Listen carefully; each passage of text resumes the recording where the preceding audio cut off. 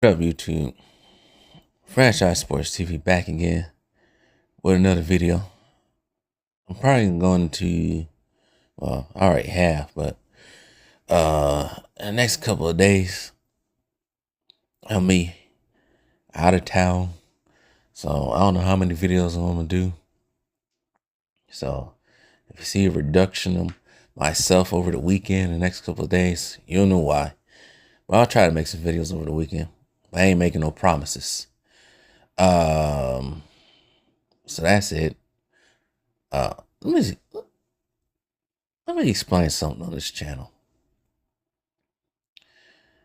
With me, the way I see basketball, and how I see basketball being played, and how I rank some of these players. Because some of the stuff I see, and this is regarding the video of Hakeem Olajuwon and Nikola Jokic. For one, some people have a hard time listening and learning. That's something that's really a lost art in today's youth. Listening and learning. Another thing is being lost on the youth. They talk about offense way too much. Everything ain't about offense. And also,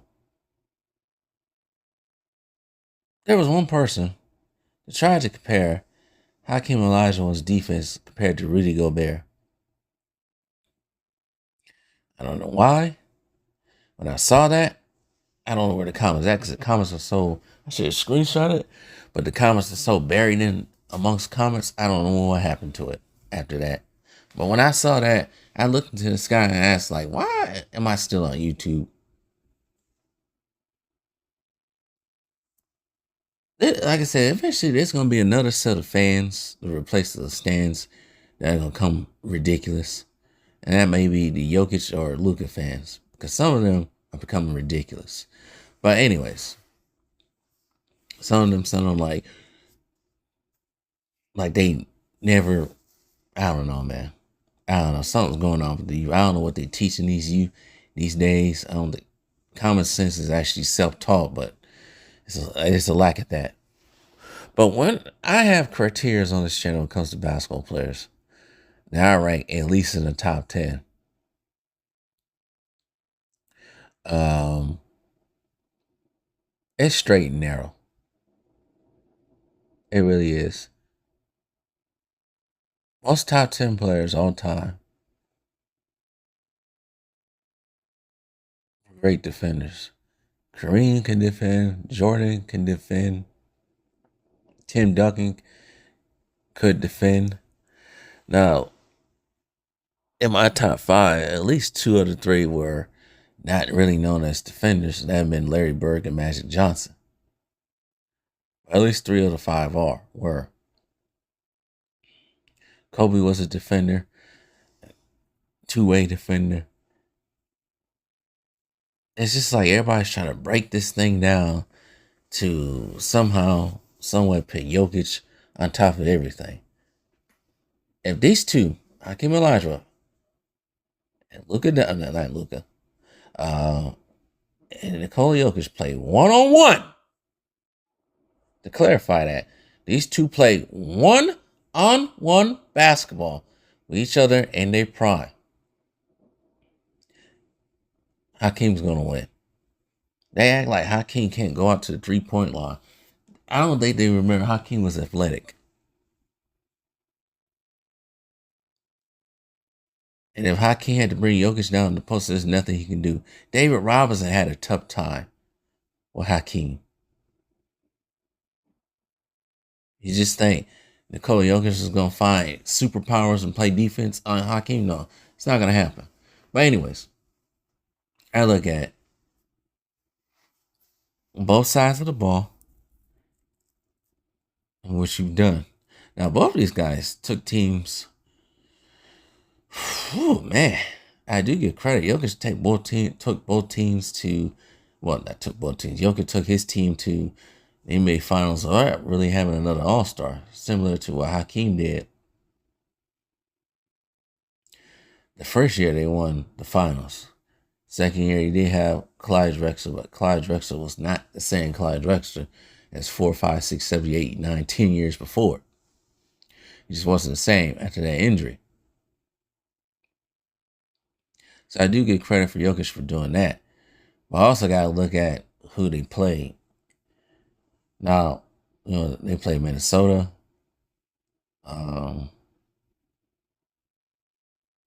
Suns, Lakers, Rockets. I had to go through the juggernaut of freaking playing people in the West. But, and also, he also got to, I said this before in the other video too. I also put this in the criteria. Who do you play against in your position? Hakeem. Once again, I gotta say this again. Hakeem played with against centers like Patrick Ewing, Lonzo Mourning. At one point in time, Kareem, Abdul-Jabbar. I forgot the last time I said this. Artist Gilmore, Moses Malone. Shoot. I can't think of centers right now. My mind is leaving me. David Robinson, of course. I think said Patrick Ewing. I can't even think of Mark Eaton. He had to play against centers, actual centers. Dikembe Mutombo, actual centers that go down there and play defense and block your shot. Shaq, of course. Can I forget that? Actually, I had to play centers. You had to play them. Right? Who is Nikola Jokic playing against at his position? And when he does go against somebody who plays his position, he has trouble. And that's Joel Embiid. And Joel Embiid is not the athlete that Hakeem Olajuwon was. So if Nikola Jokic have a problem with Joel Embiid at times, shoot. No, I'm just talking about the center position. If he's having trouble with that, he's got trouble with Hakeem. And like I said, I don't think people know about Hakeem's how athletic Hakeem was, because they don't watch nothing. They don't see nothing. We ain't comparing it. I'm not gonna sit here and look at y'all compare Anthony Davis to Hakeem Olajuwon. Hell no, that's not gonna happen. I don't know what Anthony Davis did since he's been to LA, but he does not look like the same player physically since he's been in LA from when he was in New Orleans. But anyways, scoring offensively, not just the scoring. Yeah, I said in the last video, Jokic can pass, but he cannot rebound on both sides of the ball like Hakeem was. Jokic has never, ever led the league in rebounding. Hakeem did multiple times. Amongst centers. Amongst his peers at his position. Led the lead in blocks too.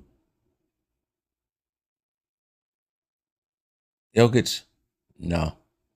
But then again, I do have to say, they ain't going down there to try to get to the basket. I don't know who led in blocks anyway. Who has led in blocks anyway in the last few years in the NBA? I want to know who did that. I don't think it's old boy from not San Antonio, from Memphis. Was it Victor Wembanyama this year? Somebody led in blocks the last few years. I wonder who has led in blocks in the NBA since Jokic been in the league. But unfortunately, it has to count towards it. If he ain't leading the league in blocks, I don't want to hear about it. That's what Hakeem did. So when it comes to top 10 center, yes, Jokic might be in it, but he ain't higher than Hakeem. And I think some of y'all don't watch the videos. Or like I said, referring back to earlier, some of y'all do not listen at all. Because I clearly stated and said that Kendrick Perkins had a list of international players, right?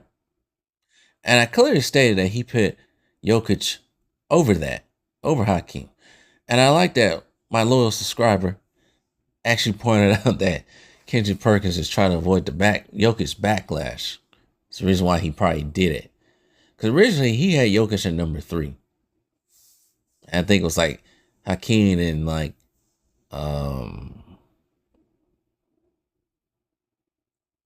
might have been Hakeem and Dirk Nowitzki at number 1, number 2. And I also had Steve Nash and Tony Parker on the list. Now all of a sudden Giannis is on the list, which I don't mind. Because I think he needs to be up there anyway.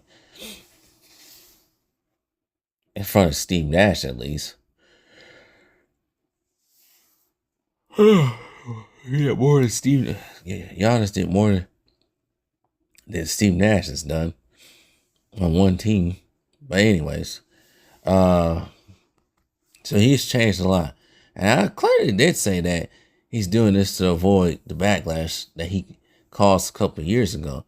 Some of y'all talk about Jokic should have won 4 MVPs. I don't think he should have won the one last year. But that's just me. But everybody gets so caught up in the aura of Jokic now these days, they forget everything else. They keep telling me, oh, you're so caught up in nostalgia. Nope, I'm not. You guys are so caught up in the future. I mean, in the present. Don't recognize why are we complaining about today's NBA. I can't stand today's NBA no more. I can't do it no more. I can't. They're not playing basketball for the right reasons, and they're not playing the game right. It's a bunch of 3-point contests.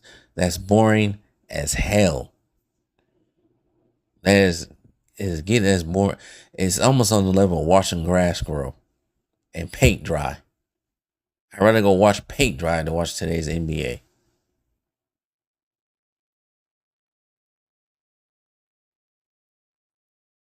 Also, as part of my criteria is the mentality that they have towards the game, the willpower, their dominant willpower to go out there and get it done and lead a team.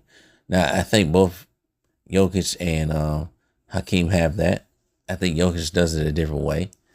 I don't think he, as we know, he treats basketball like a job and goes home. I don't think he's obsessed with it, but I think he has enough to go out there and be focused and win the game.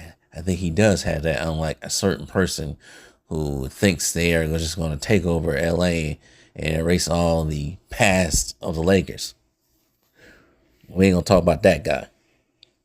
I do think Jokic holds the higher. And then somebody tried to bait me to say Hakeem was better than LeBron. I didn't even mention LeBron not one time in that video. I did in this video for a reason. It's just like, hey, they try to talk about, they get mad because I talk about LeBron so much. But when I don't talk about him, well, you're not talking about him. It's freaking ridiculous. But anyways, that's my video. I know I'm getting a bunch of Jokic loyalists pissed off, but you know what? I'm starting not to care no more. But for now on, remember this criteria I just said in this video. That's the reason why I have my top 10, due to those reasons. And that's why I'm going to mention his ass again. And that's why LeBron is he's no longer in the top 10 for me. No longer. Especially when he had do all this sucking and driving to get people on your team and you still fail. At least I can say this about Jokic and Hakeem. Well, maybe Hakeem towards the end, but at least I can say this about both of them during their prime. Oh, they never built a super team. So yes, I put Jokic and Hakeem above LeBron. Suck it.